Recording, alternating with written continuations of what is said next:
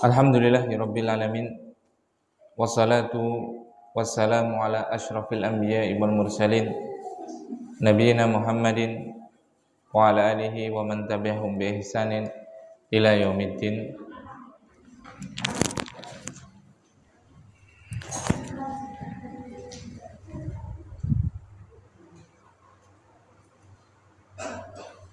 Cek.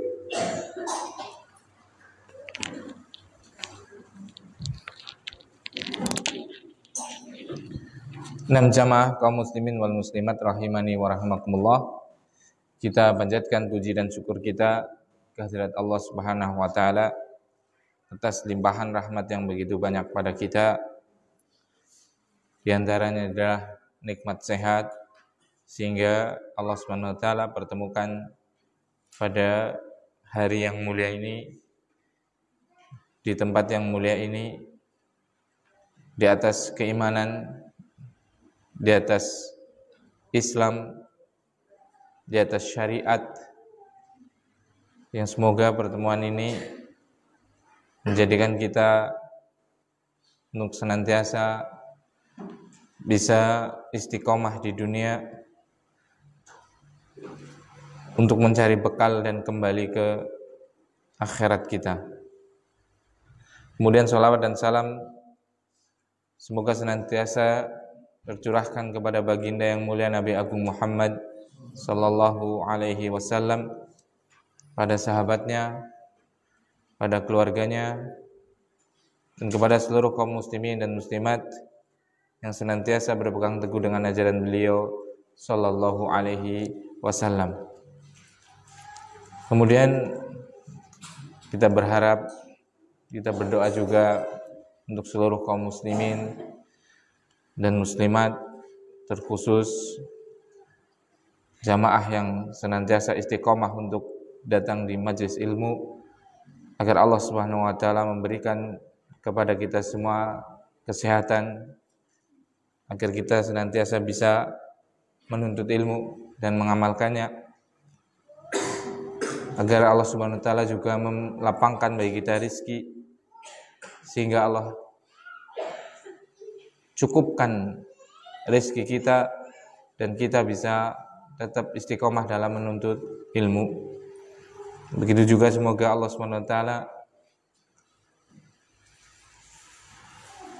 damaikan keluarga kita, karena kalau keluarga sudah tenang, damai,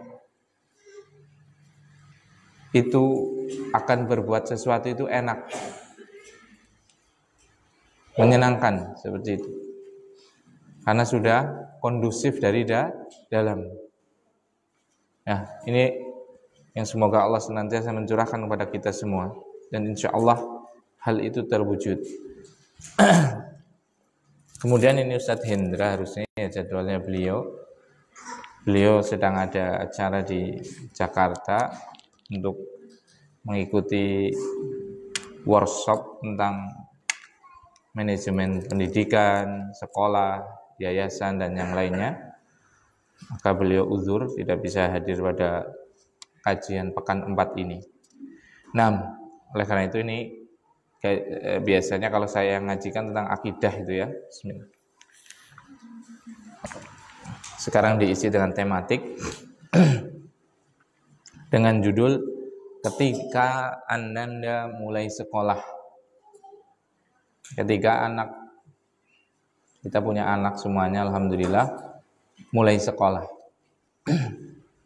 bagaimana, dan yang lainnya yang berkaitan dengan ini. Kemudian barakallahu fikum, sebelum kita menyampaikannya,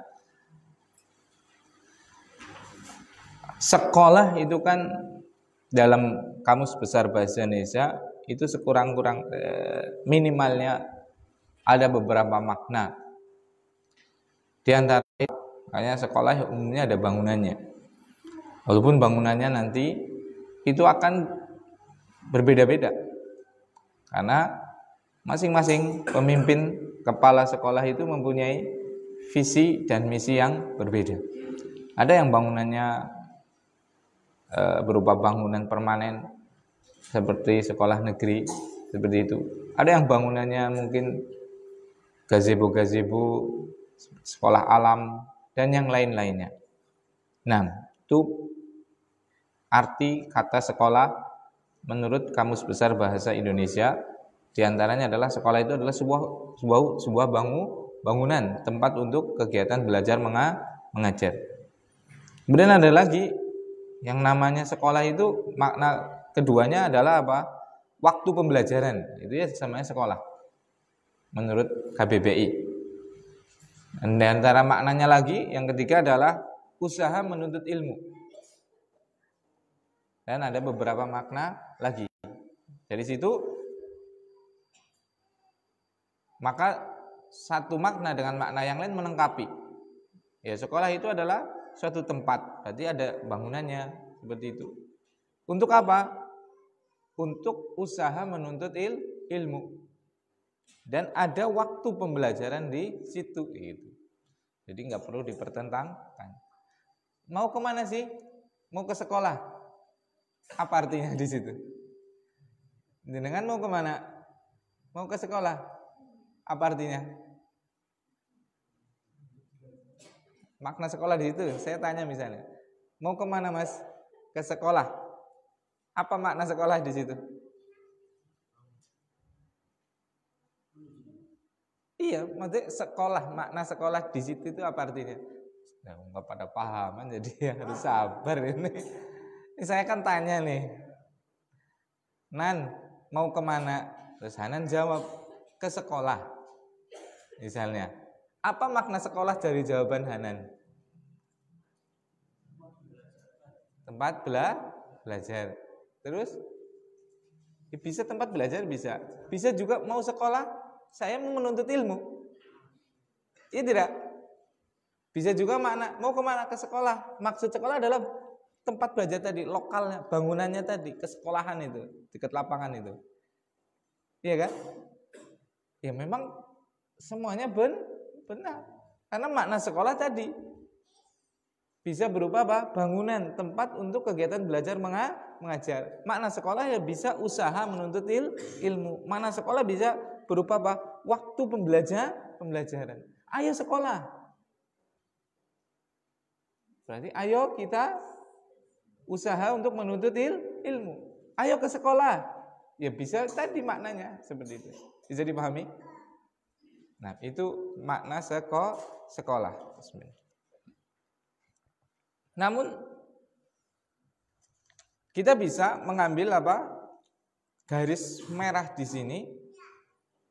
Intinya sekolah di situ adalah adanya ilmu, baik mentransfer yang dilakukan oleh gurunya atau ustadznya atau kiainya atau mentornya, atau apa? Mengambilnya yang dilakukan oleh para muridnya, santrinya, siswa didiknya, ya tidak? Maka sebelum kita berbicara jauh tentang sekolah,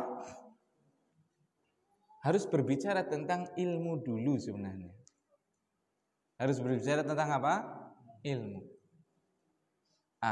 Itu ada buku yang Masya Allah, itu buku bagus sekali. Ada kitab yang ditulis oleh Ibnu Juma'ah. Beliau menulis kitab Tadhkiratus Sami' wal Mutakallim fi Adabil Alim wal Muta'allim. Ada kitab yang namanya Adab bagi seorang ahli ilmu dan adab bagi seorang penuntut ilmu. Itu di sini Masya Allah, itu ditulis bagus sekali. Ada 3 bab di sini yang disampaikan nanti. Bab pertama itu adalah keutamaan ilmu, keutamaan ulama, keutamaan belajar dan mengajar. Itu. Jadi ilmu itu keutamanya luar biasa. Para ulama itu punya keutamaan yang luar biasa. Belajar dan mengajar itu keutamanya luar biasa. Segala sesuatu yang berkaitan dengan ilmu itu hal yang luar biasa. Nanti disampaikan apa saja. Seperti itu. Kemudian bab yang kedua nanti berkaitan dengan adab seorang alim. adab seorang ulama. Itu nanti dibagi lagi. Bagaimana seorang ulama dalam syakhsiahnya, dalam kepribadiannya ada seperti apa? Apa saja yang harus dia lakukan? Seperti itu. Ada lagi nanti adabnya seorang alim terhadap pembelajarannya. Seperti itu. Dan masih banyak lagi nanti. Begitu juga nanti ada bab yang ketiga, yaitu bab adab seorang penuntut ilmu.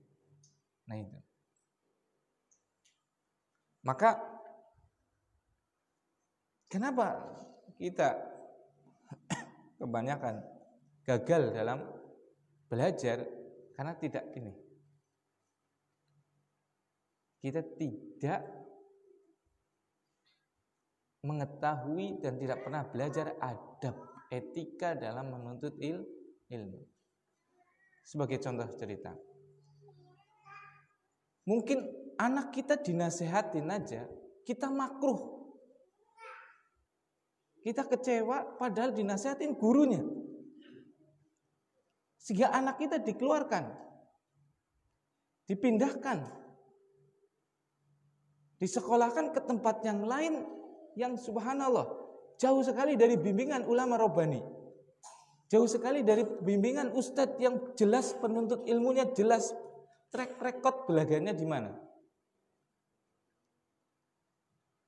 Padahal dinasihatin, itu karena dia nggak punya adab dalam menuntut ilmu. Bagaimana seorang penuntut ilmu itu bersikap dengan gurunya, nggak punya adab. Akhirnya tidak ada yang dirugikan kecuali dirinya sendiri. Itu pasti rugi itu, dipastikan rugi dia. Kalau tidak segera kembali ke track yang benar. Bagaimana tidak rugi? Dia keluar dari sebuah pendidikan yang diajarkan di situ Al-Quran, diajarkan di itu hadis, diajarkan di situ sholat, diperiksa sholatnya bagaimana, hafalan Al-Qurannya bagaimana, adabnya agar jangan bohong bagaimana, semuanya diajarkan dengan baik. Dia memindahkan kepada lingkungan yang mungkin masih banyak orang nggak sholat dibiarkan dan yang lainnya. Lingkungannya nggak sehat, pada ngerokok dan yang lainnya. Teman-temannya main game dan yang lainnya secara berlebihan. Itu. Sedikit saya cerita ya. Dulu, waktu saya masih belajar itu, saya itu mendapatkan diskriminasi yang luar biasa. Waktu itu saya masih ingat banget, semester 4, ujian tahfidz surat An-Nisa, sekitar juz ke-4.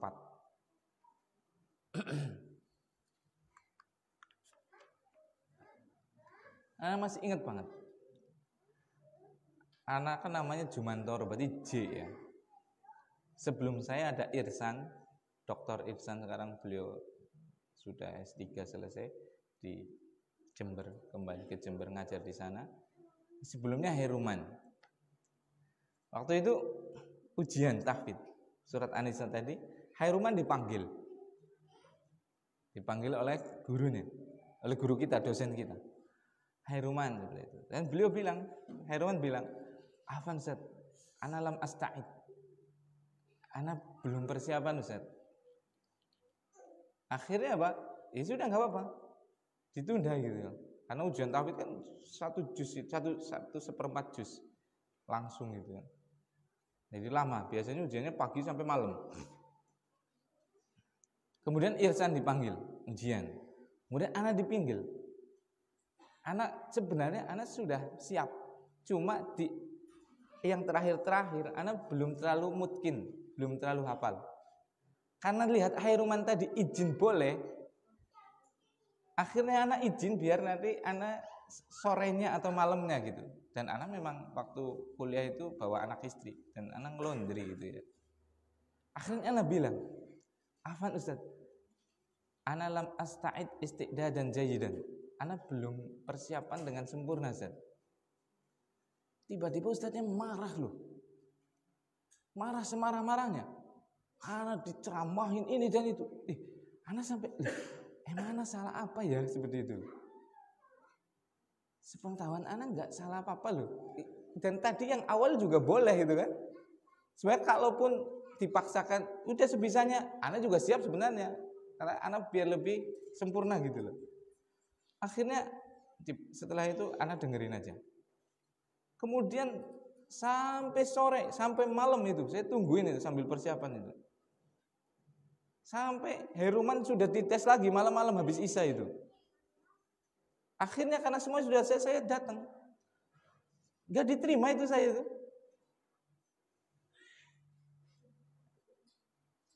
Saya nggak tahu alasannya apa. Bayangkan kalau saya marah, kemudian saya keluar dari kampus tersebut, nggak mungkin saya jadi seperti sekarang. Iya tidak? Saya pastikan saya nggak salah. Dan ada yang izin terlebih dahulu. Tapi yang namanya guru, namanya ustadz kita, pasti mungkin ada kesalahan yang saya nggak tahu. Sangat mungkin. Jadi jangan kita sok tahu. Kita tetap di depan guru harus ngalah. Akhirnya saya ngalah sudah. Akhirnya apa? Konsekuensinya apa? Nilainya rosib. Nilai saya itu gagal di situ. Kalau gagal berarti semester depan harus mengulang lagi. Padahal cari waktunya susah loh. Karena semester 5 berarti saya ada tahfidz juga lanjutannya kan terus. Akhirnya saya betul-betul mengalokasikan waktu itu. 2 tahfidz akhirnya saya ambil. Dan itu kadang harus tadi waktunya itu loh yang susah. Karena saya harus masuk kelas lain itu kan. Saya ulangi lagi ikut. Selesai udah. Akhirnya ya karena kalaupun dipaksakan ujian juga nilai saya insya Allah selesai masuk. Bagus itu. Akhirnya semester 5-nya saya ikut ujian tahfidz yang semester 4 tadi surat An-Nisa tadi. Singkat cerita kemarin belum lama ini. Saya belum lama ini loh. Belum lama lagi beres-beres bikin perpustakaan itu biar anak-anak mau baca gitu kan di kamar depan itu kita bikin perpustakaan untuk anak-anak gitu. Saya beresin apa? Ternyata ada ijazah. Saya ya kan terkenang dulu itu ya. Ingat-ingat itu kan. Saya lihat itu pelajaran tahfidz saya ternyata belum diubah. Masih tetap nilainya 54.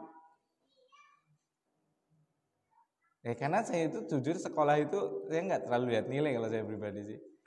Seperti yang penting saya bisa paham. Yang penting syukur bisa diamalkan seperti itu. Kemarin lihat itu lagi beres-beres. Berarti saya itu sia-sia ini dia. Nggak ada sia-sia. Dan saya yang minta maaf kepada ustadz tersebut. Bahkan sebelum saya pulang dari STDI, saya itu mungkin cuma saya yang datangin seluruh ustadz pribadi, bukan di pas lagi wisuda tidak. Kalau wisuda itu kan forman, nggak tulus ngati lah. Kalau seandainya pamitan pun ya biasa itu kan. Saya datangi rumahnya satu-satu. Termasuk beliau, saya minta maaf, saya cium tangannya seperti itu. Untuk meminta keridhaan. Karena sudah nggak kepikiran yang masalah itu nggak pernah tak pikirin sudah. Itulah guru. Nah ini pentingnya kita beradab. Kalau tidak gagal kita dalam belajar. Gagal kita. Sekarang subhanallah, wali santri itu ngeri sekali sekarang. Gurunya di kasus kan, dipidanakan loh. Ada kan? Itu sudah parah sekali. Gimana mau anaknya mau benar?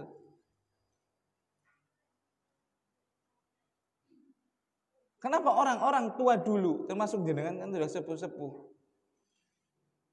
memiliki adab, memiliki etika, menjadi orang yang pemberani, punya sikotun nafs, punya kepercayaan diri. Jenengan tahu kan, dulu waktu belajar bagaimana coba? Mau masuk kelas, apa yang dilakukan oleh guru antum? Apa yang dilakukan oleh guru antum kalau mau masuk kelas? Berdiri di depan pintu, pegang apa? Pegang tuding. Ngapain? Periksa kukunya hitam itu diapain? Sabet itu loh. Ya tidak. Tapi karena antum punya adab, punya etika, gak dendam itu, akhirnya jadilah antum seperti sekarang. Sekarang ditegakkan seperti itu, gurunya masuk penjara itu. Dikasuskan, dipolisikan. Ya tidak. Sehingga generasi sekarang menjadi mental tempe. Bisa jadi anaknya mengadu kepada orang tuanya dengan apa yang tidak sesuai dengan apa? Realita tadi. Sekarang pikir, mana ada guru yang mau mendolimi murid? Guru itu seperti orang tua. Plek. Saya yakin itu. Menginginkan kebaikan. Kalau guru sampai marah, berarti saking sayangnya guru tersebut. Kalau guru sudah nggak marah, itu berarti namanya nggak sayang. Sekarang saya tanya, jenengan orang tua, insya Allah nggak berani mukul anak orang lain, tapi berani nggak jenengan mukul anak sendiri? Pak Gofur, pernah memukul Fauzi? Pernah nggak? Pernah kan? Pernah pasti. Tapi pernah mukul saya? Jenengan? Nggak pernah. Kenapa? Karena mukul ke Fauzi itu anaknya sendiri. Saking sayangnya kepada anaknya, bukan karena apa? Nggak sayang. Justru saking sayangnya pada Fauzi berani mukul ke Fauzi. Tapi kalau anak orang lain kan sayangnya terbatas, ya tidak? Ya, wis domonge ora enak, ya wis belilah gitu kan akhirnya kan, nggak sampai dipukul. Tapi kalau anak sendiri berani kita mukul, ya tidak? Karena mbok ngasih loh, gitu kan? Itu sama dengan guru. Kalau guru sampai menasihati, bahkan mungkin memarahi seperti itu berarti karena sayangnya guru pada kita. Kalau guru sudah nggak sayang atau guru yang tidak apa, ya sekedar nyari duit aja, sekedar kerja aja, peduli amat dengan apa, akhlak, dengan apa, kemajuan anak didiknya. Ngapain repot-repot? Anaknya juga bandel sekali, gitu kan? Ngapain kita udah biarin aja, dia mau bener ya silahkan, mau itu silahkan, gitu aja kan? Tugas saya cuma nyampein aja sudah. Ngapain repot-repot? Itu kalau gurunya nggak tulus hati. Tapi karena orang tua atau kita murid nggak tahu adab, nggak tahu etika, akhirnya prasangkanya buruk. Sehingga terjadi apa yang terjadi nanti. Dan tidak ada yang dirugikan kecuali siapa? Murid itu sendiri dan wali santri itu sendiri. Itu pasti itu. Kalau nggak merubah mindsetnya, pola pikirnya, itu pasti anaknya dirugikan. Itu pasti akan menjadi mental tempe anaknya itu. Dia akan menjadi orang provokator antara sekolah dengan orang tuanya, karena dia nggak mau disalahkan, nggak mau dibetulkan, apalagi kalau orang tuanya bersikap dengan tadi apatis dan mau membenarkan seluruh ucapan anaknya. Tidak ada yang dirugikan. Yang dirugikan adalah siapa? Kita sendiri. Nah itu. Makanya barakallahu fikum, kita perlu sekali belajar tentang adab menuntut ilmu. Jangan sampai kita gagal. Cukuplah kita yang gagal mungkin. Jangan sampai anak kita yang gagal dalam menuntut ilmu. Nah, kemudian barakallahu fiik, apa keutamaan ilmu tadi? Cukuplah, kalau saya sampaikan banyak banget ya. Ini satu kitab ada sekitar 200 halaman kan. Saya ambil poin-poin penting saja. Cukuplah keutamaan ilmu apa yang disampaikan oleh Al-Imam Asy-Syafi'i rahimahullah ta'ala. Cukuplah keutamaan ilmu apa yang disampaikan oleh Imam Asy-Syafi'i rahimahullah ta'ala. Beliau mengatakan, man arada dunya fa'alaihi bil ilm. Siapa saja yang dia kepengin mempunyai dunia, sifat-sifat keduniaan. Contoh sifat keduniaan apa? Kaya, kan duniawi kan? Apalagi berkuasa, ya kan? Apalagi terhormat, ya kan? Apalagi sehat, cantik, gagah dan yang lainnya, ya kan? Siapa yang kepengin dapat dunia, semuanya itu, perhiasannya dengan perhiasannya, dari hartanya, dari kedudukannya, dari status sosialnya, dari kesehatannya, dari ketampanannya dan yang lainnya, fa'alaihi bil ilmi. Maka wajib dia harus punya ilmu dunia tadi. Wa man aradal akhirata, dan siapa saja yang ingin mendapatkan akhirat, keridhaan Allah, surganya Allah Subhanahu wa taala, diselamatkan dari neraka jahanam, bahkan tidak dimasukkan sedikit pun, fa'alaihi bil ilmi, wajib dia punya ilmunya. Wa man aradahuma fa'alaihi bil ilmi, dan siapa saja yang ingin mendapatkan keduanya, apa keduanya? Dunia dan akhirat, fa'alaihi bil ilmi. Wajib dia punya ilmunya. Sekarang kita pengen apa sekarang? Pengen apa kita? Yang semuanya jenengan doa itu, jenengan kan pengennya apa sih? Robbana atina fid dunya hasanah. Itu kan kepenginan jenengan, ya kan? Dibaca enggak itu? Dibaca kan? Robbana atina fid dunya hasanah. Ya Allah, berikanlah kami kehidupan di dunia ini dengan kehidupan yang hasanah, dengan kehidupan yang baik. Cukup sampai situ? Tidak. Wa fil akhirati hasanah, dan di akhirat kehidupan yang baik. Cukup sampai situ? Tidak. Karena kehidupan akhirat yang baik itu di surga itu ada dua cara. Dua cara kita masuk surga. Pertama memang masuk surga langsung. Yang kedua masuk surga setelah ke neraka. Makanya neraka itu bukan main-main. Kita tidak boleh cukupkan hanya masuk surga. Minta itu yang sempurna. Ini minta sempurna nih. Minta dunia, minta akhirat surga. Cukup sampai sini? Tidak. Waqina adzabannar. Lindungi kami ya Allah. Jangan sampai sedetik pun saya masuk neraka. Karena enggak akan, berat sekali itu. Berat sekali. Makanya 3 hal ini kita minta. Dan kata Imam Syafi'i rahimahullah ta'ala, untuk mendapatkan ketiga ini pakai apa? Ilmu. Salat bagus, tauhid bagus, zakat bagus, puasa bagus, ibadahnya bagus, insya Allah itu menjamin untuk apa kita? Akhirat kita. Iya kan? Tapi belum tentu menjamin dunia kita. Walaupun bisa, tapi belum. Makanya kita juga belajar ilmu-ilmu dunia. Para sahabat ada yang belajar bertanam, bercocok tanam, menanam kurma. Ada yang belajar berdagang. Ada yang belajar untuk menjadi apa? Ahli pembuat senjata. Dan yang lain-lainnya. Untuk mendapatkan apa? Ad-dunya hasanah. Kehidupan dunia yang baik. Bagaimana kita berjualan? Teknik dalam menawarkan kepada orang. Jualan ijik-ijik, Bu, mau ambil ini, saya bawa ini. Zaman sikit tawa langsung ketemu langsung tawa. Yang tawar itu adalah sehari bisa berapa? 10 kali, bisa kita tawar langsung boten.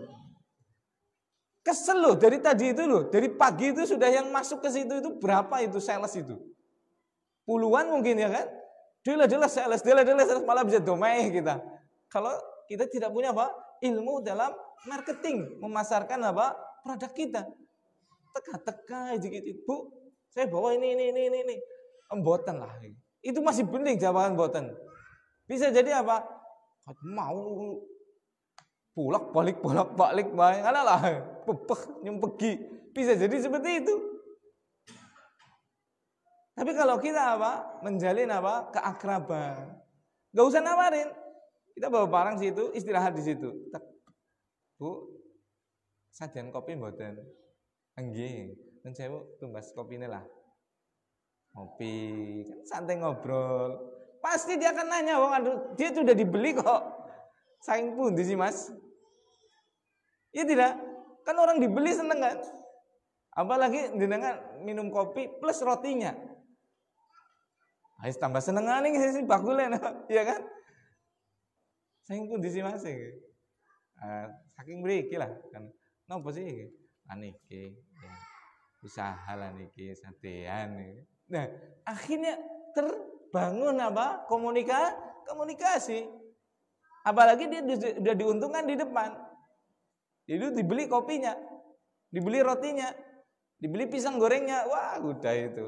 Itu hampir dipastikan insya Allah beli itu. Apalagi kalau kita punya keistimewaan, produk kita berkualitas, produk kita murah, kita jujur dan yang lainnya, udah hampir dipastikan itu kita pasti apa? Berhasil. Ada ilmu marketingnya.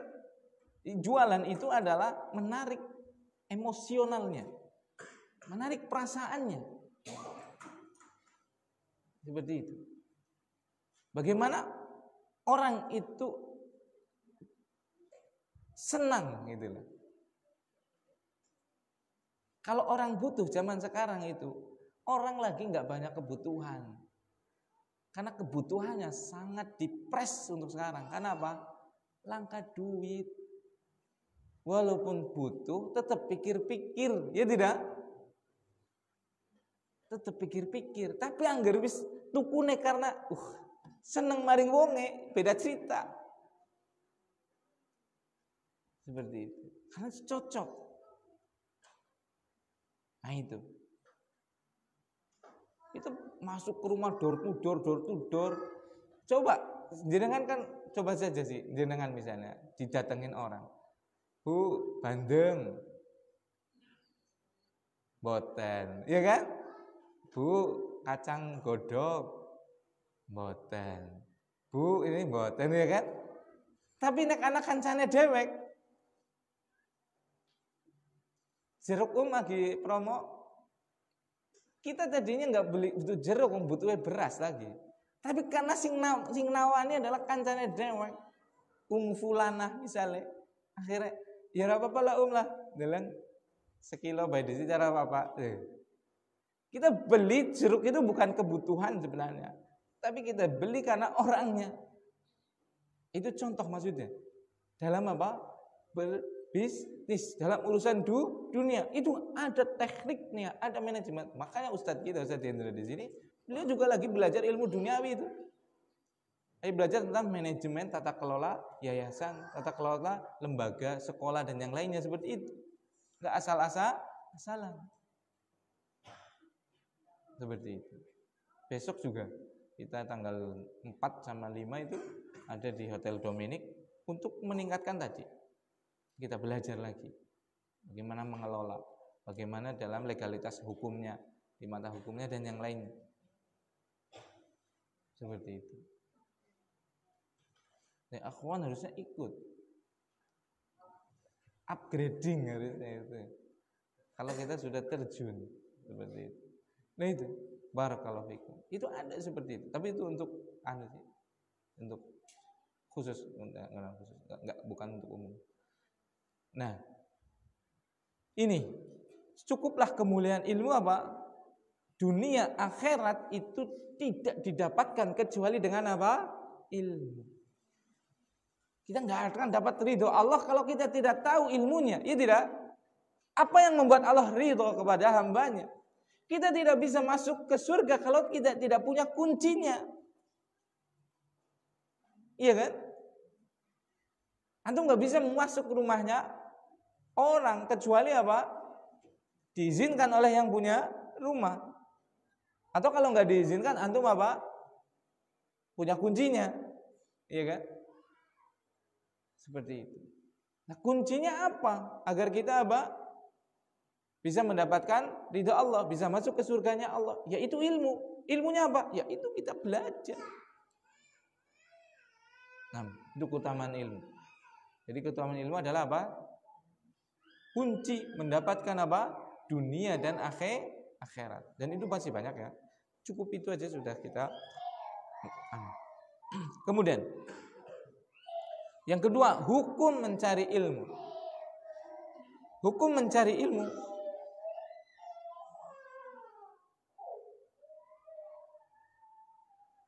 Rasulullah SAW sudah mengkhabarkannya dalam hadis yang diriwayatkan oleh Imam Ibnu Majah rahimahullah taala. Rasulullah SAW bersabda, "Talabul ilmi fariidatun ala kulli muslimin."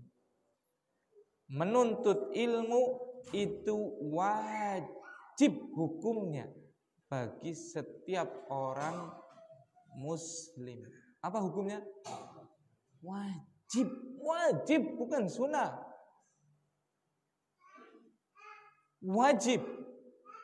Dosa kita kalau tidak tahu tentang sholat. Dosa kita. Wajib kita belajar tentang tata cara sholat.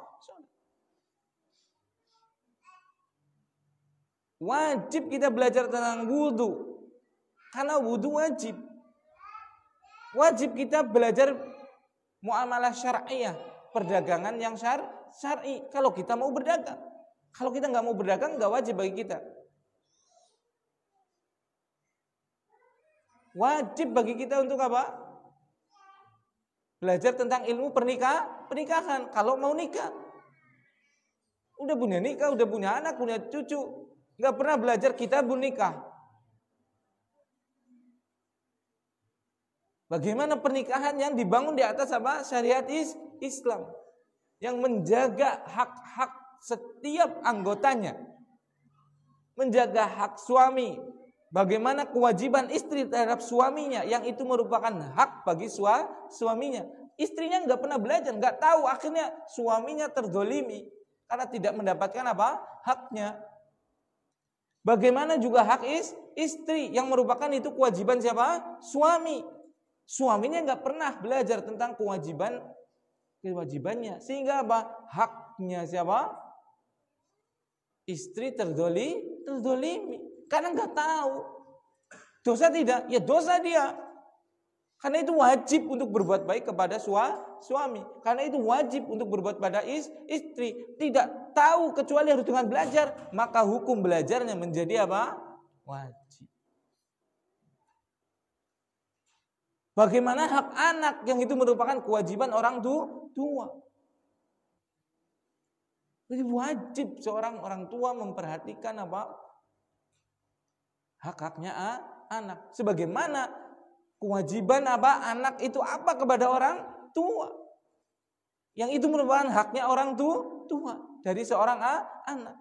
Coba sekarang lihat betapa tatkala orang sudah tua, coba. Karena anaknya tidak tahu kewajiban terhadap orang tuanya. Orang tuanya tatkala sudah tua, sepuh, tidak lagi bisa kerja, bingung untuk makan. Anaknya sibuk memberikan makan untuk siapa? Istri dan anak-anaknya sendiri. Orang tuanya terabaikan. Apalagi kalau orang tuanya sudah sakit, tidak punya harta lagi. Aduh, kita lihat sering, ya tidak? Seorang tua apa? Terzolimi dia. Pipis nggak ada yang nyebokin, nggak ada yang bersihin, teraniaya, terzolimi. Kenapa? Karena tidak belajar tentang apa? Ilmu dalam berumah tangga. Itu ujung-ujungnya kita ngunduh kok.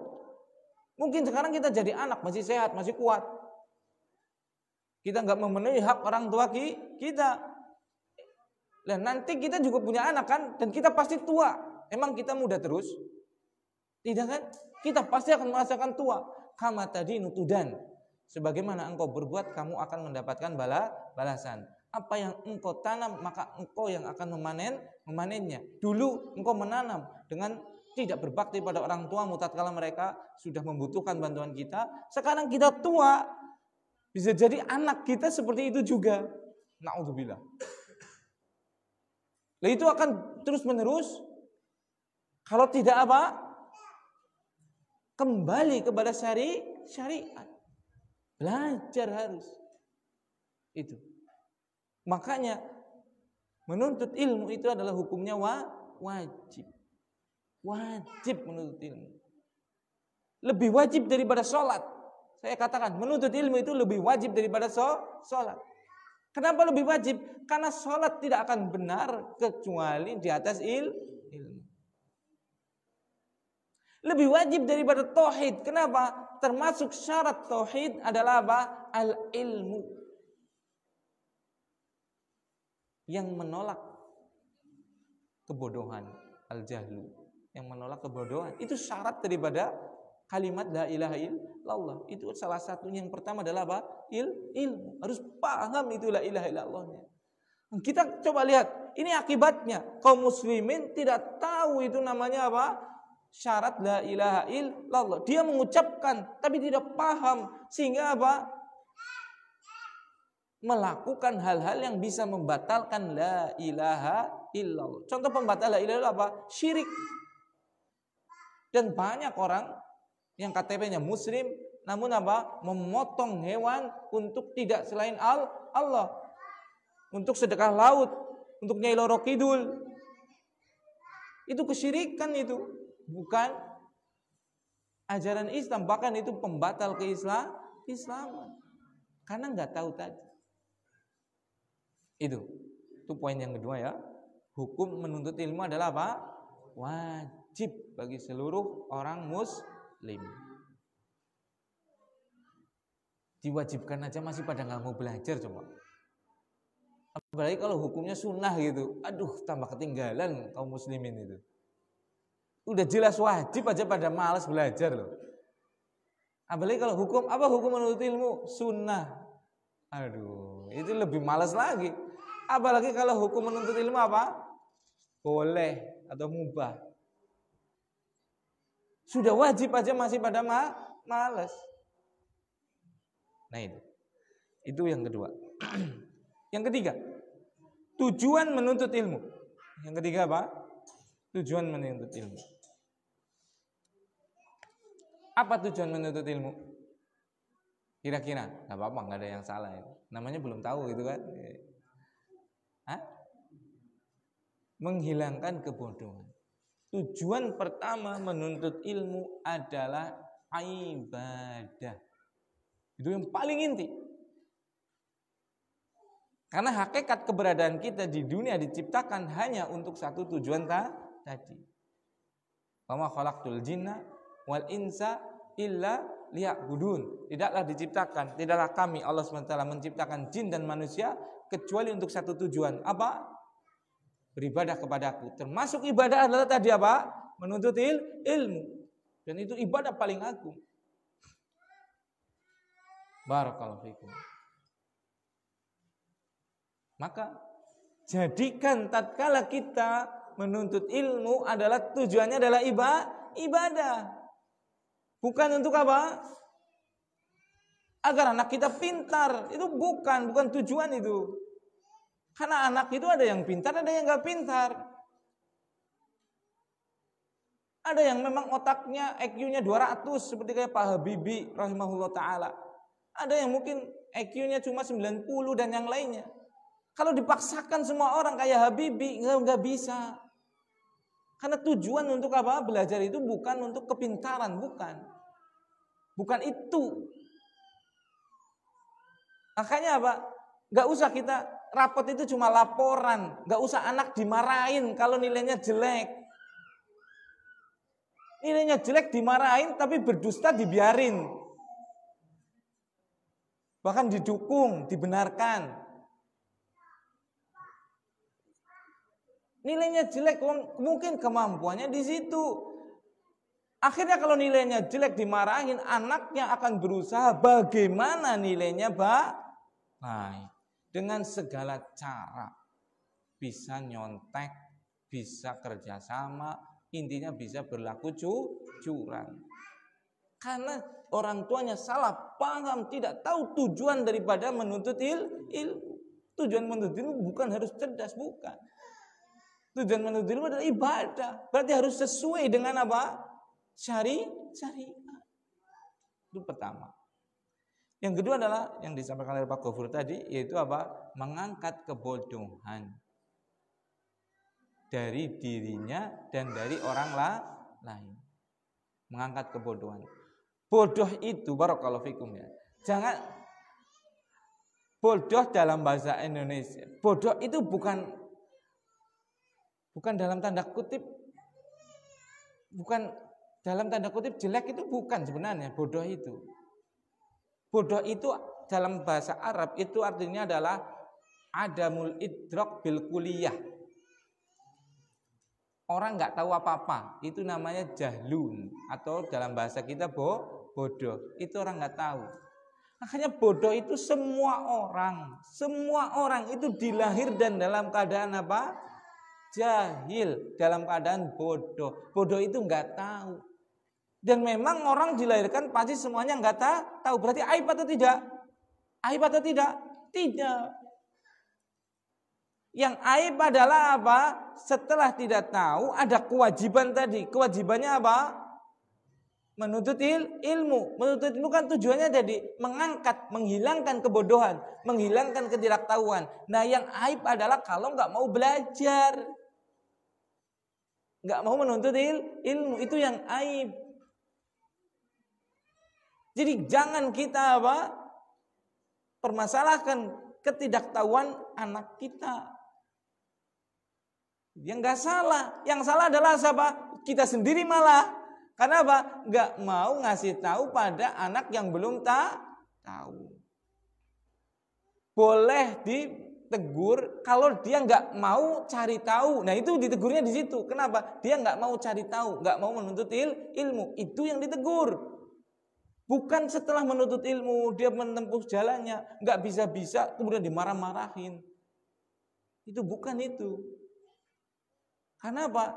Tadi tingkatan pemahaman, intelijensi IQ anak orang itu berbeda-beda. Nah itu. Jadi ingat, al-jahlu laisa aiban.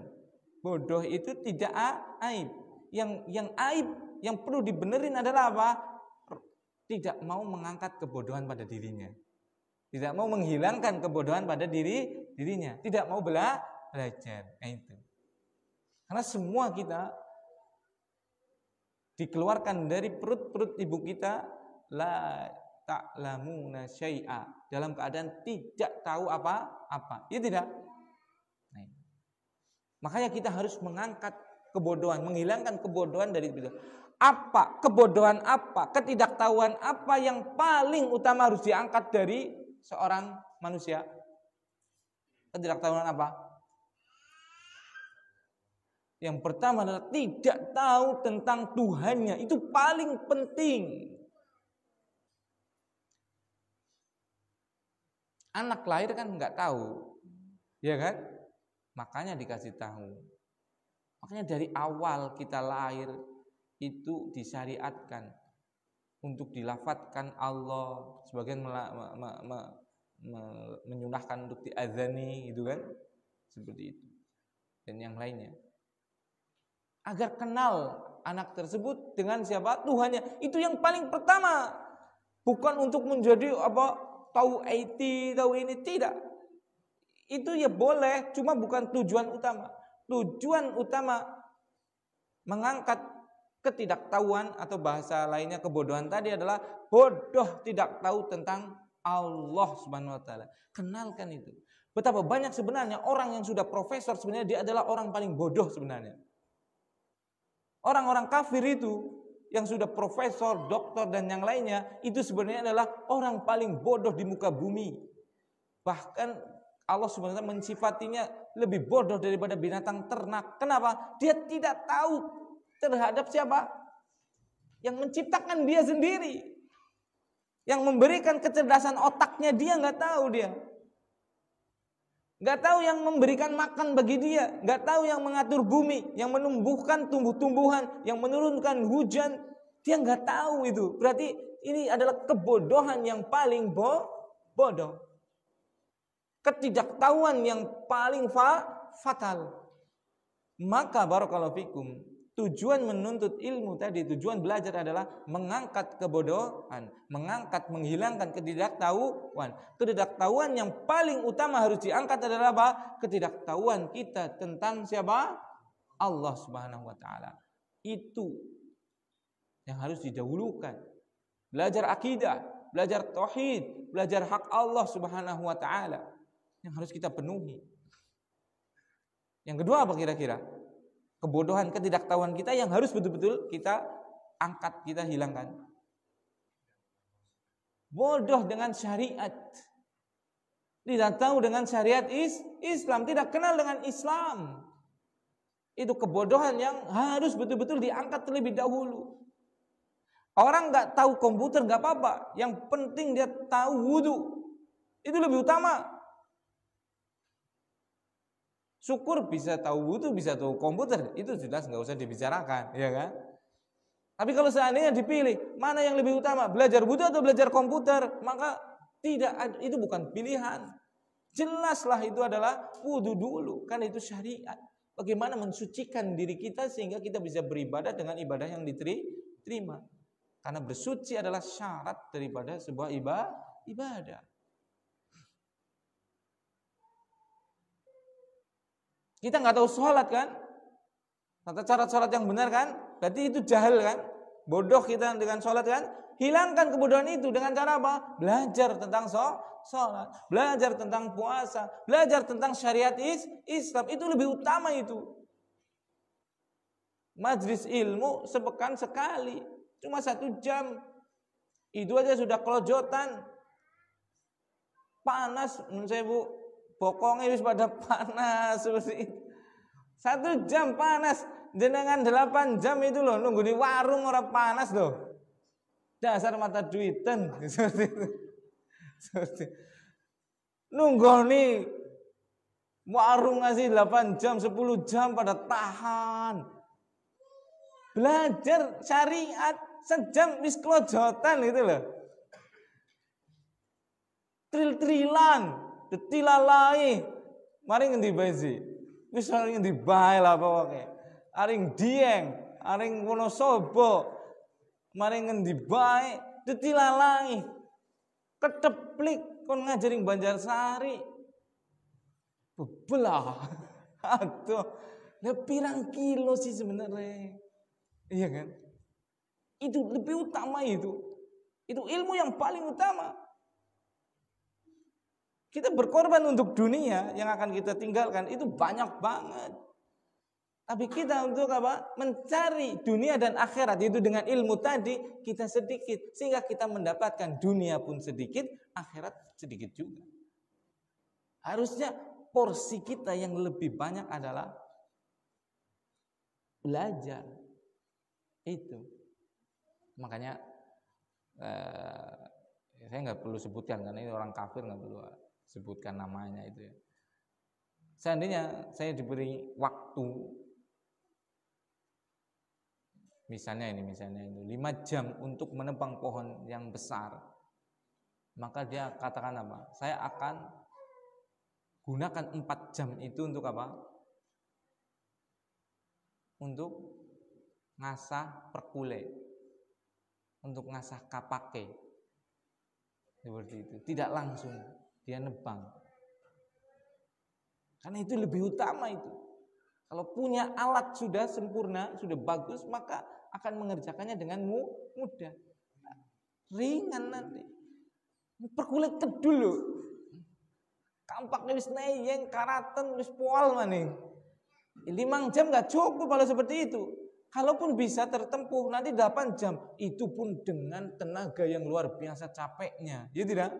Tapi beda tatkala kita asah dulu, kampaknya kita asah sehingga tajam, sehingga merekulnya juga nggak terlalu dengan tenaga besar dan waktunya lebih cepat. Sama dengan dunia, sama dengan akhirat. Kalau kita tahu ilmunya, maka kita akan mudah untuk apa? Menjalaninya. Itu. Barakallahu fikum. Itu tujuan apa? Belajar yang kedua apa?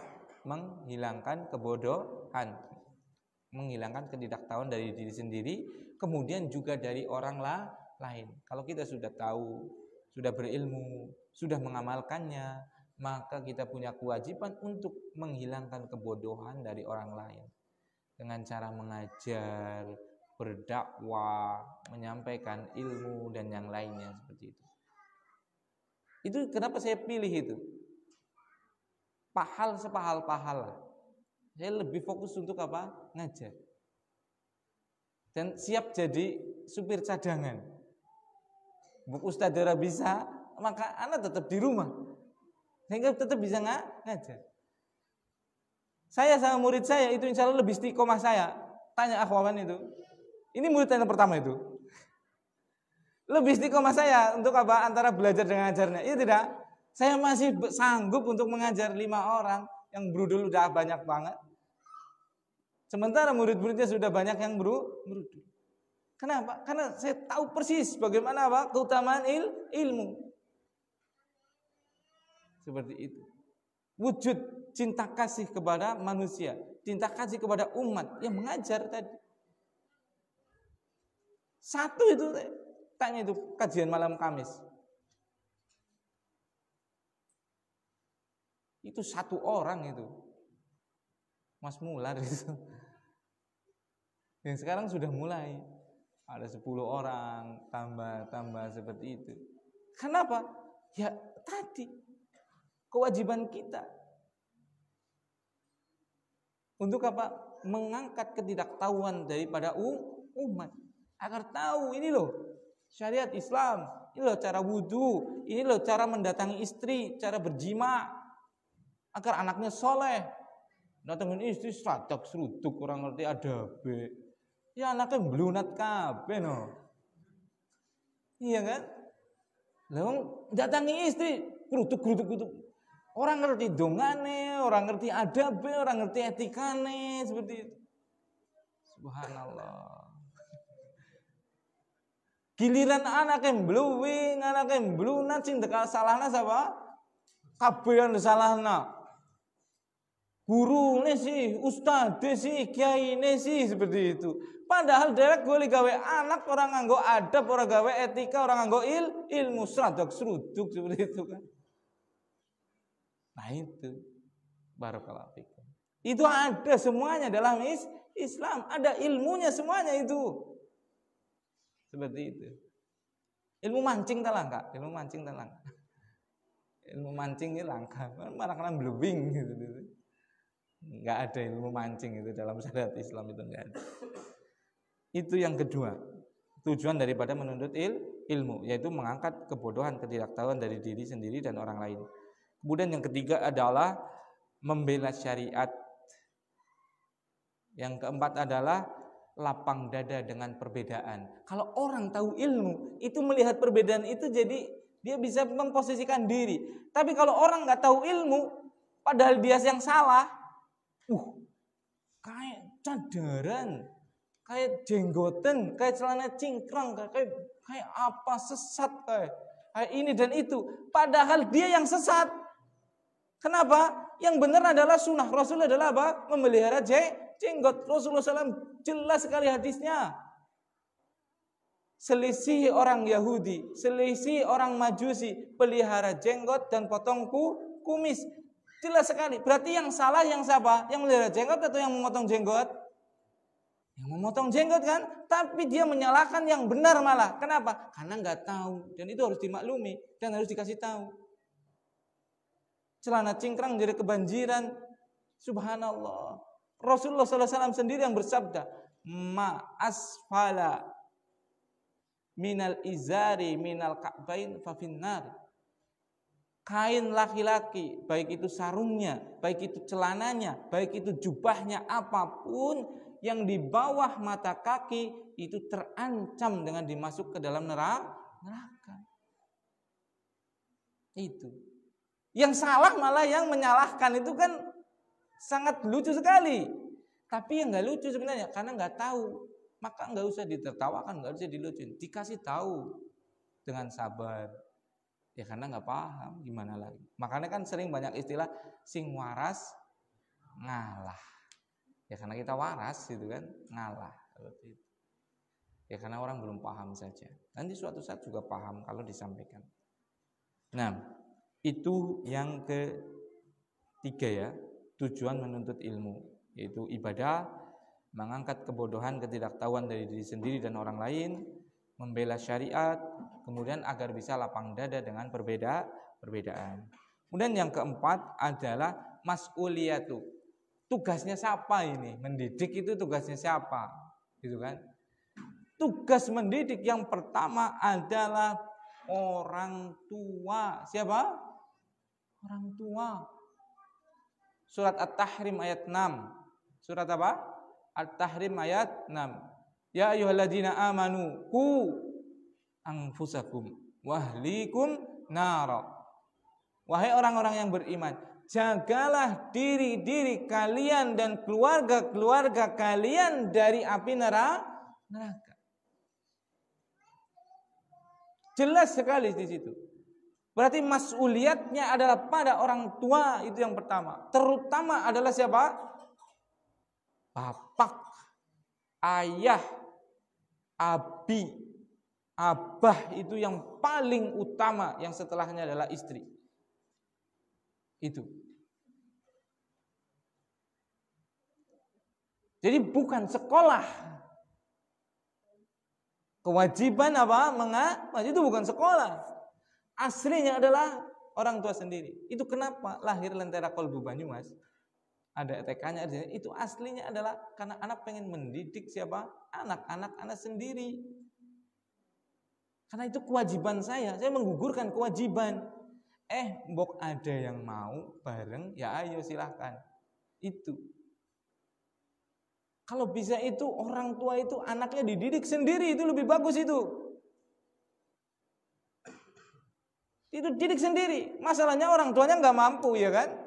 Udah nggak mampu, terus kepengen dididikan, nggak percaya dengan di mana dia anak dididikan. Yang disalahkan sekolahnya, yang disekolahkan gurunya. Subhanallah, ini su'ul adab, adab yang sangat buruk, yang tidak akan pernah dia mendapatkan kerugian kecuali betul-betul dari dirinya sendiri. Itu kalau nggak minta maaf, kalau nggak minta keridhaan, itu bahaya itu, asli itu bahaya sekali.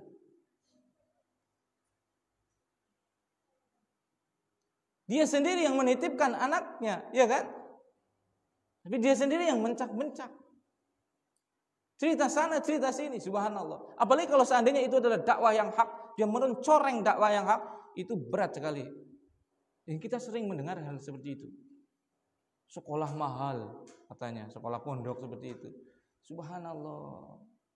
Kalau kalian tahu bagaimana guru-guru yang di sekolah itu gajinya berapa, subhanallah. Ngeri sekali tuduhan-tuduhan tersebut. Gurunya galak, gurunya ini, dan ya tinggal dididik sendiri aja. Iya kan?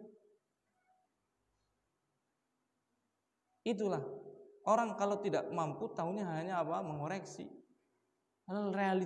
Realitanya itu berat sekali itu. Mendidik orang itu bukan mendidik hewan. Apalagi mengatur barang mati, ya kan?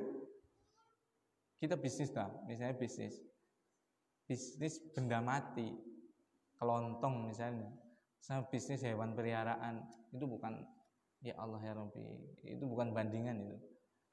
Bisnis hewan itu ternak apa-apa itu capeknya nggak main itu, perlu perawatan, nggak cuma dikasih makan itu, kadang yang beriang, kadang mencret, kadang pilek. Yang itu kita nggak didik akalnya, nggak dididik adabnya itu. Nggak kita harus suruh itu baca bismillah dulu suruh makan, itu nggak bisa dia bismillah kambing itu. Nggak harus kita ajarkan untuk makannya duduk dengan tangan kanan dengan rapi dan yang lain, tidak. Wis makannya bersih penting depan nih, ya kan? Itu aja sudah berat, apalagi mendidik manusia. Yang harus diajarkan makan saja kita harus ajarkan bismillah. Pakai tangan kanan, jangan ditiup, masya Allah, itu luar biasa loh. Barakallahu fikum. Makanya itu mas'uliyat, tanggung jawab mendidik adalah kita orang tua, terutama bapak. Sibuk jualan, sibuk dagang, sibuk kerja, nggak pernah ngaji, nggak pernah belajar. Bagaimana mau mendidik anaknya? Faqidus syai' la yu'ti. Orang yang nggak punya tidak akan pernah bisa memberi. Bisa memberi nasi, bisa memberi lauk, bisa memberi pakaian. Iya, karena dia punya duit. Karena dia kerja, ya tidak. Tapi bisakah dia memberi contoh adab? Ya kalau dia pernah belajar, maka dia bisa. Bisakah dia memberi ilmu? Ya kalau punya ilmu, ya tidak. Orang tua itu lebih pantas, lebih layak, lebih wajib untuk belajar daripada anak-anaknya. Guru itu wajib belajar, itu wajib ustadz itu. Antum lihat liburnya anak kapan? Kajian anak libur kalau anak daurah. Kalau nggak daurah, libur tidak? Enggak. Kalau ada daurah sudah selesai seluruh duniawi. Putus itu saya itu. Nggak tahu lagi jualan, nggak tahu lagi dakwah, nggak tahu lagi apa. Kalau waktunya daurah, pasti saya datang ke daurah. Punya duit, nggak punya duit, dia adakan. Karena itu lebih utama. Kita nggak punya ilmu, bagaimana bisa memberi ilmu? Ya tidak. Kita nggak punya uang. Bisa nggak ngasih uang? Nggak bisa. Kita nggak punya adab, bisa nggak memberi adab? Nggak bisa. Seperti itu. Makanya barakallahu fiik, kewajiban mendidik adalah orang tua, maka orang tua lebih wajib untuk belajar. Nah, daripada anaknya, karena dia harus mendidik tadi. Alhamdulillah, kalau kita sudah kebanjur, anak-anak kita jangan sampai menjadi orang tua seperti kita yang tidak bisa mendidik, yang tidak punya ilmu untuk mengajarkan kepada anaknya. Al-Fatihah loh, dibaca sehari minimal 17 kali, masa yang dapat pahala saya gurunya. Apa jenengan enggak eman-eman? Ya tidak. Harusnya antum yang mengajarkan Al-Fatihah kepada siapa? Anak antum. Anak sih seneng aja dapat pahala banyak ya kan? Tapi kasihan antum dapat apa coba?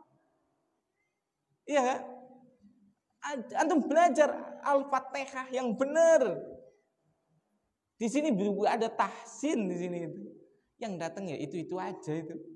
Enggak dimanfaatkan itu.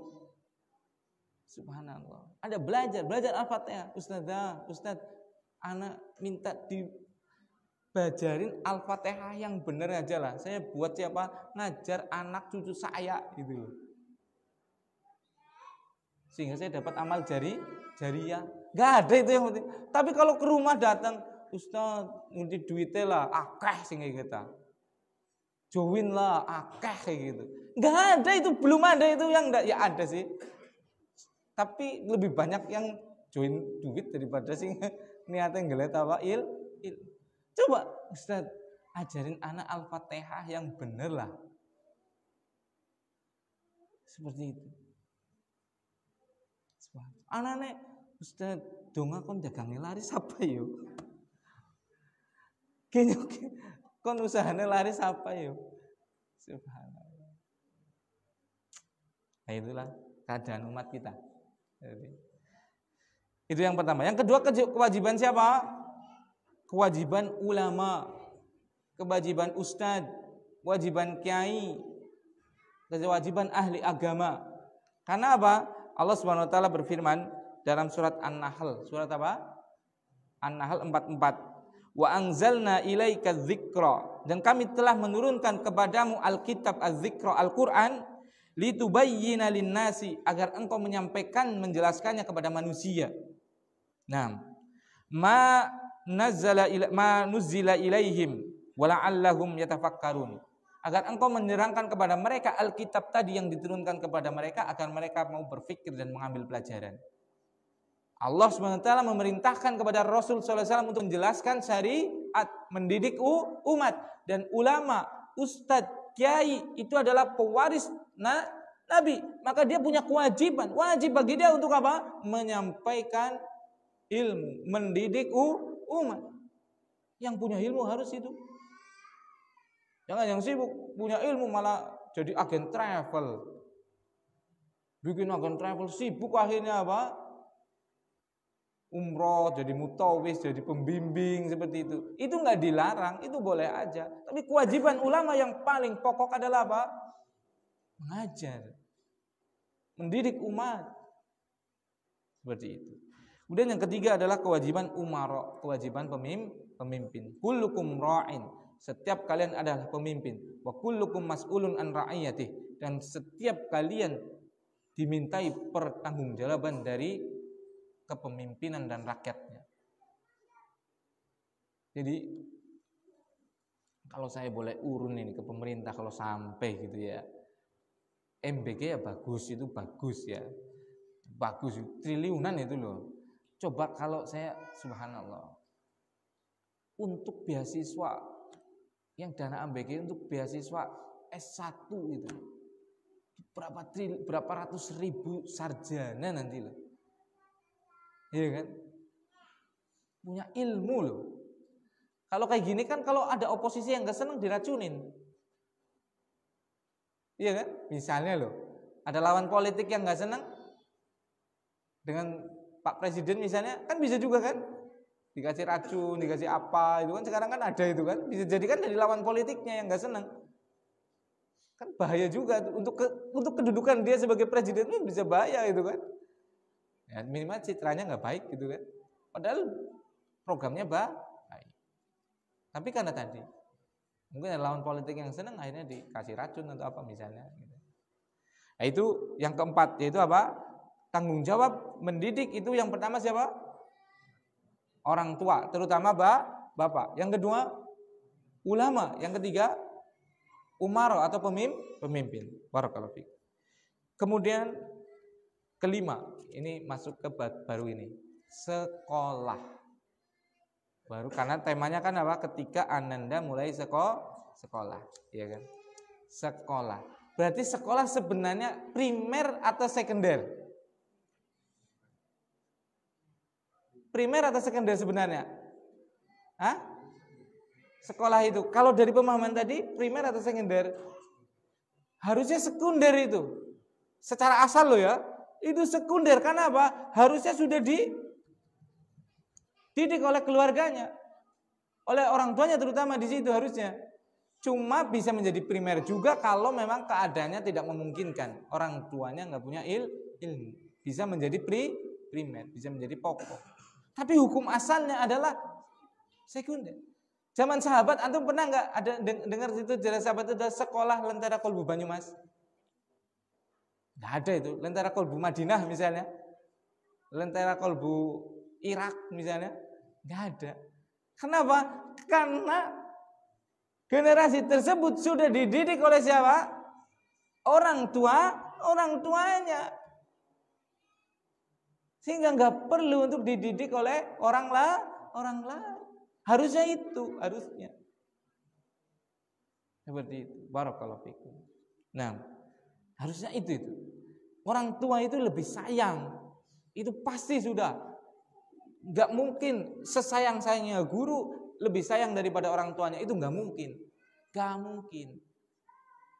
Apalagi kalau kita nggak terima dengan pendidikan dari gurunya.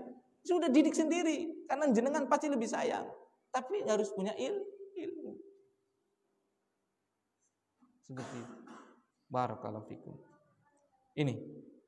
Kemudian tadi, berarti sekolah itu hukum asalnya adalah sekunder, bukan primer. Karena yang pokok adalah pendidikan dari orang tua. Tapi bisa menjadi primer tatkala orang tuanya tadi tidak mampu. Tapi tidak mampu jangan udah saya kan nggak mampu. Jangan seperti itu. Kalau sudah terlanjur tetap kita berusaha untuk tetap belajar, meningkatkan ilmu. Jangan pasrah bongkokan gitu. Aku surat yang lah kuremane lah titip ya Ustaz. Loh.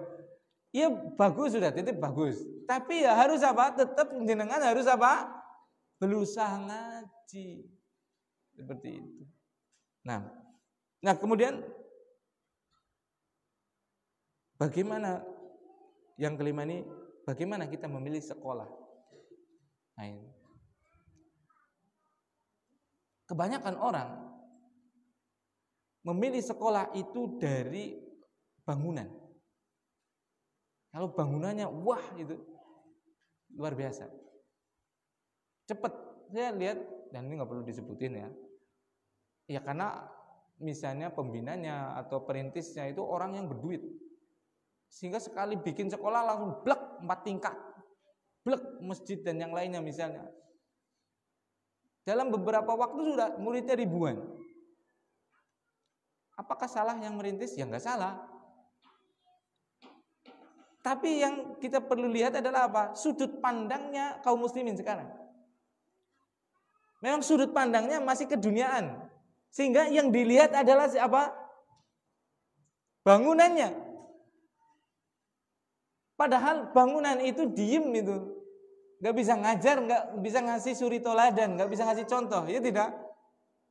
Kalau bangunnya bicara, gedung sekolahnya itu ngajar, nggak ada yang sekolah di situ.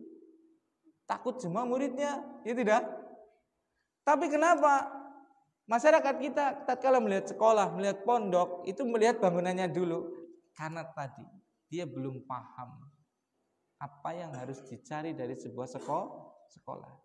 Maka barakallahu fikum, kalau mau cari sekolah, yang pertama dicari adalah lihat pimpinannya. Lihat pimpinannya di situ. Siapa pimpinannya itu? Dia betul-betul ahli ilmu bukan? Di mana dia belajar? Belajarnya di mana? Gurunya dia siapa? Selesai enggak di sana? Pernah ngabdi di mana saja? Bagaimana pengalamannya? Itu lihat. Maka demi Allah, saya paling senang dan saya sudah melihat murid terbaik itu adalah murid angkatan pertama. Tidak bisa dikalahkan itu dah. Murid terbaik suatu pondok, tapi pondoknya betul-betul ini loh, yang gurunya betul-betul guru, betul-betul pernah belajar, betul-betul ilmu. Murid terbaiknya adalah angkatan pertamanya. Kita lihat bagaimana pondok Al-Furqan, subhanallah, hampir seluruh Indonesia itu ada pondok yang gurunya, ustadznya adalah dari Al-Furqan Gresik. Iya tidak? Padahal dulu ya Allah belajarnya di mana itu ditambak itu loh. Nyamuknya luar biasa itu banyaknya, airnya asin sekali. Itu seluruh Indonesia dari Sabang sampai Papua itu ada semua lulusan Al-Furqan dan enggak cuma lulusan aja, tapi ngajar, berdakwah. Itu. Kita sebut aja misalnya Pondok Imam Bukhari itu banyak sekali lulusan Al-Furqannya. Pondok Al-Ukhuwah semuanya itu. Bahkan misalnya HSI Halaqah Silsilah Islamiyah Abdullah Roy, Ustaz Abdullah Roy, Masya Allah, itu lulusan sana, walaupun nggak lulus itu ya, tapi karena ke Madinah itu belajar di sana dulunya. Ustaz Firanda, Ustaz semua, Ustaz yang ada di TV, Roja dan yang lainnya, itu adalah kebanyakan yang pernah mengecap di sana. Fasilitas yang sangat sederhana. Maka itu, kalau mau sekolah, lihat siapa pimpinannya, siapa gurunya di situ. Kalau dia betul-betul guru itu dia anggrem nanti di situ, nggak kemana-mana, jarang dia keluar rumah karena fokus mau mendidik. Ustaz Ahmad Faiz hafizahullah taala itu fokus di pondok, baru ngisi di luar itu sekarang aja mungkin. Itu pun dengan jadwal di luar sedikit sekali. Sudah fokus di pondok. Enggak jadi pondoknya. Enggak jadi muridnya. Itu kalau mau mondok ya. Jangan lihat bangunannya utama, lihat siapa gurunya. Apalagi yang kedua, kalau guru setelah gurunya kalau jumlahnya masih sedikit, itu sudah Masya Allah, itu bisa dipastikan jadi itu, biiznillah. Karena betul-betul masih berinteraksi langsung dengan apa? Gurunya tadi. Kalau nanti muridnya sudah ribuan, satu ustadz ini yang gurunya ini, guru utamanya ini, bisa jadi anak kita nggak kebagian pelajaran sama dia loh. Karena sudah banyak gitu kan. Seperti itu. Nggak dapat sanad ali kalau dalam istilah hadis. Sanad langsung dari gurunya. Itu yang pertama. Yang kedua, lihat SDM-nya. Siapa yang ngajar di situ aja. Seperti itu. Yang ketiga, lihat kalau kurikulum kan nggak tahu sebenarnya kalau udah gurunya kurikulumnya ngikutin. Lihat lingkungannya. Bagaimana lingkungan di situ? Bagaimana sholat ditegakkan di situ dengan baik? Bagaimana pergaulan anak dijaga? Itu yang ketiga. Yang keempat, lihat circle-nya, lihat apa? Komunitasnya tadi. Kita anak kecil, ternyata di situ kalau anak wali santrinya, wali muridnya jemput semuanya pada ngerokok. Balbul. Ya anak kita bahaya sekali. Kenapa? Asap rokok. Mereka lagi apa? Tumbuh sehat, butuh oksigen yang segar. Malah gurunya ngerokok lagi. Yang nggak sehat itu untuk anak-anak. Coba lihat sekolah bagaimana lingkungannya, terjaga enggak gitu. Bagaimana circle-nya, komunitasnya. Nah, dan masih banyak lagi. Nah, itu yang ke-5, cara memilih sekolah. Kemudian yang terakhir, yang ke-6, yaitu bagaimana kalau kita sudah memilih sekolah tadi, yaitu kita baca nanti adab seorang penuntut ilmu. Karena tadi kan kita adab ilmu, keutamaan buku ini kan keutamaan ilmu, ahli ilmu, keutamaan menuntut ilmu, mengajar itu kan. Kemudian ada adab bab yang ketiga, bab muta'alim, bab seorang penuntut ilmu. Sangat banyak beberapa poin di sini yang disampaikan ya. Saya nggak jelaskan satu-satu, cuma mungkin disampaikan beberapa hal aja. Yang pertama adalah nurut dengan gurunya. Yang pertama adalah apa? Nurut dengan gurunya. Anjun qada li syaikhihi fi umurihi. Ngikut manut karo gurune. Selama tidak bermaksiat kepada Allah. Walaupun menurut kita salah. Ternyata apa? Ternyata guru kita lebih benar. Karena apa? Dia lebih tahu. Kita belum tahu. Itu. Nurut sudah. Seperti tadi saya sebutkan kisah di depan kan. Anak enggak, subhanallah. Setahu saya enggak punya salah itu kan. Kenapa enggak boleh ikut ujian? Cuma izin dengan izin yang sama tadi. Tapi saya nurut aja sudah. Coba kalau anak enggak nurut sudah, enggak selesai anak di STDI. Iya kan? Nurut aja. Dan alhamdulillah akhirnya kalau ketemu udah Masya Allah berbalik 180 derajat itu sangat mendoakan kita. Kita dijamu, dimasukkan ke rumahnya. Jadi yang dulunya mungkin murid gak disukai, tapi karena kita tetap apa?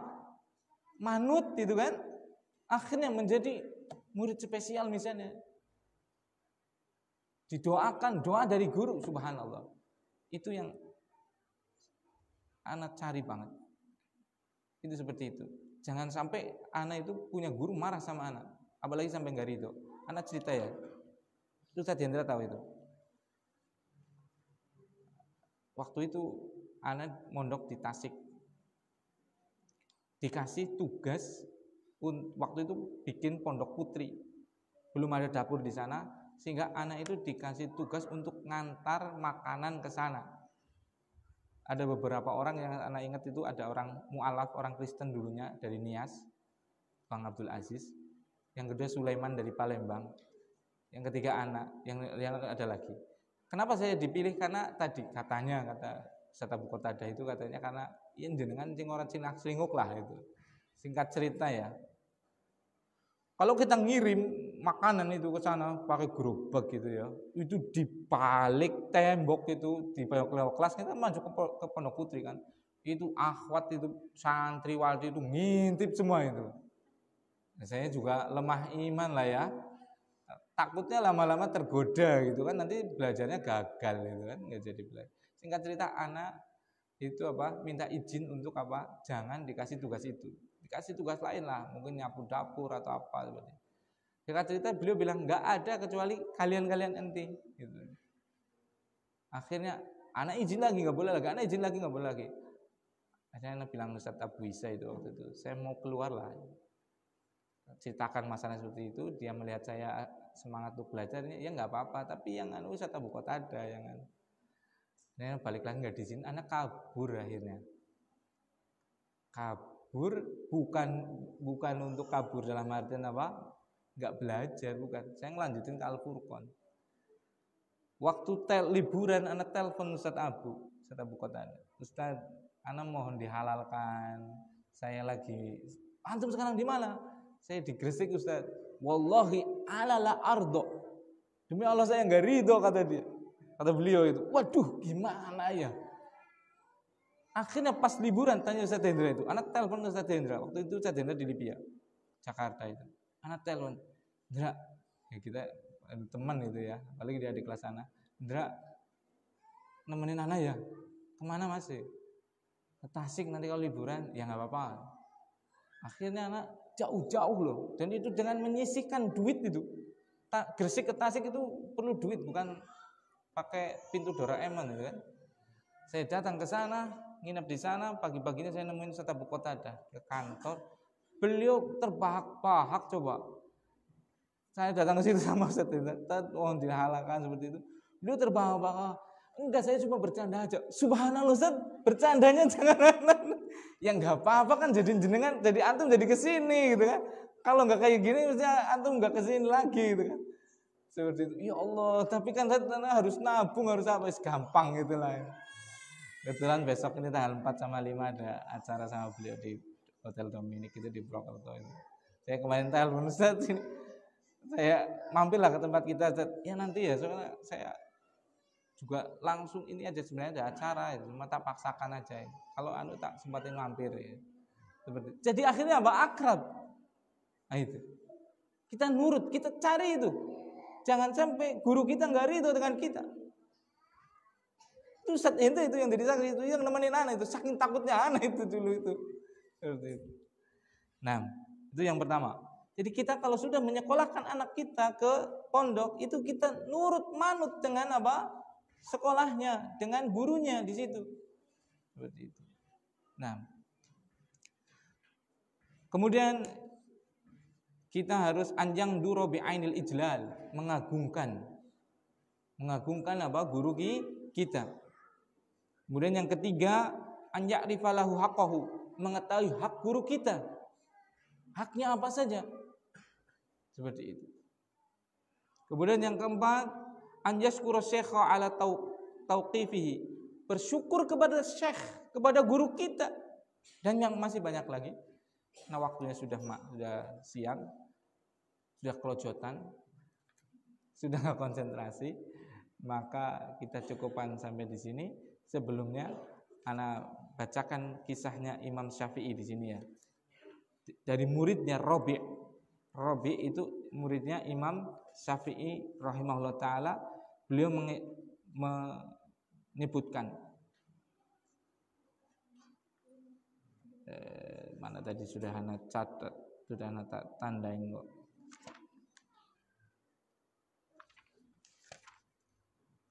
Imam Rabi ini, wallahi demi Allah, saya itu tidak berani majtaratu an ashraba al-ma'a wasyafi'iyyu yang duru ilayya haibatan lahu. Demi Allah, aku enggak berani minum itu. Demi Allah, aku enggak berani minum. Tatkala guru saya itu melihat saya, yaitu Imam Syafi'i rahimahullah ta'ala. Coba minum di depan Imam Syafi'i aja, di depan gurunya aja enggak berani coba itu. Kita di depan guru kita, subhanallah, selonjor. Ya nggak apa-apa sih itu. Saya kan bukan Syafi'i gitu kan. Seperti itu. Dan yang lainnya seperti itu. Bahkan gurunya dilawan gitu kan. Bahkan gurunya sekarang dipidanakan coba. Dilaporkan ke polisi karena kekerasan katanya. Cuma disabet aja pakai tuding itu sudah apa? Kena itu kan. Ada guru yang dipenjara coba, subhanallah. Gimana coba mendapatkan ilmu? Mau dari mana dia dapatkan ilmu? Ini kalau berlanjut seperti ini nanti orang-orang ini cerdas tapi tidak dapat keberkahan ilmu. Punya kecerdasan dapat ilmu, nanti pinternya apa? Pinternya garong. Kita lihat kan sekarang bagaimana harta-harta rakyat dikorupsi dan yang lainnya. Bisa jadi itu adalah apa? Buah daripada orang cerdas tapi nggak punya keberkahan. Itu yang garong-garong triliunan itu bukan orang bodoh seperti kita. Itu orang-orang yang sangat cerdas tapi tidak ada keberkahan dalam ilmunya. Nah, ini yang bisa saya sampaikan. Mohon maaf kalau ada tutur kata yang kurang berkenan. Semoga Allah senantiasa membimbing kita di atas ilmu, menyadarkan kita pentingnya ilmu, adab dalam menuntut ilmu dan yang lain-lain yang sudah kita sampaikan tadi, sehingga kita betul-betul di atas ilmu, sehingga kita betul-betul berjalan di atas syariat Allah Subhanahu wa taala dan kita sampai kepada keridhoannya. Seperti itu. Dan kalau menyampaikan bab adab itu ya ikhwan ya ummahat, pasti kita sakit, itu pasti karena banyak sekali kesalahan pada diri kita. Jangankan jenengan, saya pribadi loh. Tanya yang belajar sama saya. Pelajaran ini pelajaran Tadhkiratus Sami yang adab menuntut ilmu itu saya hentikan sejenak. Kenapa coba? Kenapa dihentikan? Belum tak lanjutin loh. Baru setengah jalan saya hentikan. Kenapa coba? Demi Allah, saya nggak kuat. Saya kayak dikritik terus oleh siapa? Penulis di sini, oleh buku ini. Saya salah terus itu, betul-betul. Karena kalau adab memang berat sekali. Itu demi Allah, itu kajian adab ini, kitab Tadhkiratus Sami wal Mutakallim fi Adabil Alim wal Muta'allim, itu sedang berhenti dulu. Karena ya Allah ya Rabbi, coba saya tadi coba.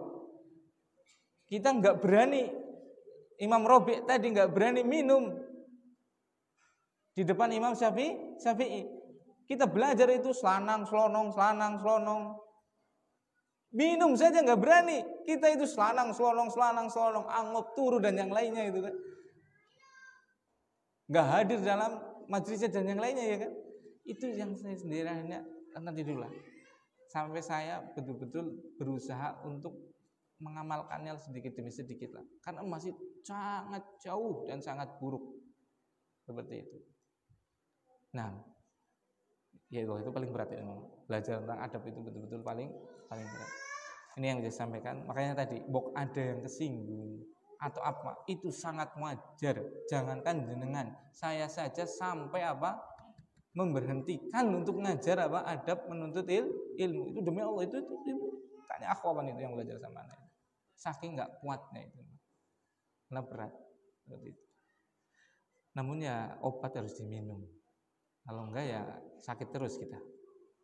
Nah, subhanakallahumma bihamdika asyhadu alla ilaha illa anta astaghfiruka wa atubu ilaik. Assalamualaikum warahmatullahi wabarakatuh.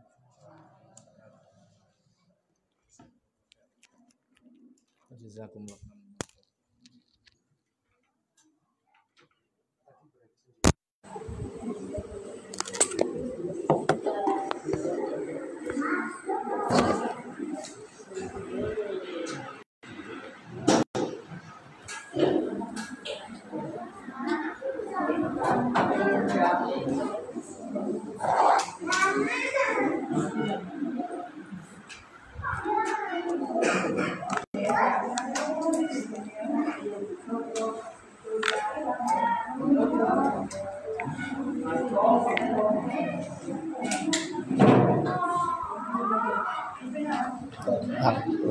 Ini sinten?